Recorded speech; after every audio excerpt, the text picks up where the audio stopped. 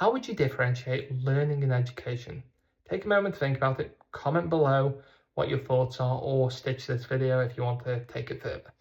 Now, typically, learning in the educational space tends to be viewed as more an individual focus, and education is typically categorized in the education system. Now, part of the challenge with this is when you take the individual perspective of learning, that is, the experiences that individuals go through, the interactions they have with various people around them, and how their skills are refined over time based on those experiences or interactions. Now, of course, that can be formal or informal. In the informal setting, you can obviously learn something from what you read, what you experience, what you are taught by different people, and it doesn't have to be in a formal education setting to have an impact on you as a person.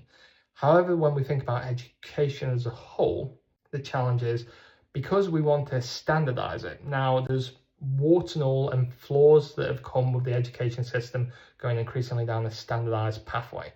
And some of the issues in the education system currently are because of increasing focus on grades and attainment rather than the education process. And you could argue there's a challenge in the education system that needs this. However, when you look at the education system from a standardization point of view, it allows you to compare an individual against the standard, the syllabus. So you can evaluate their skills, their competencies, their knowledge about a particular subject against something that you've got values against that you can measure. And because it's quantifiable, it gives you the opportunity to compare one individual against another, whether that's by a grade or by an absence or presence of a qualification. Now, whether that is a qualification, a course, a short course, a program, a talk they've attended, you can evaluate that if you've got a standard to compare them against. Now, that does have some positives. However, if that standard has glaring flaws in it, or there's opportunities where you want to change it and the non-traditional pathway potentially goes down some of that route, you have to really be able to compare one standard against another, and then it starts becoming more and more difficult. And this is often why a lot of qualifications develop and change over time very slowly rather than a completely non-traditional pathway opening up.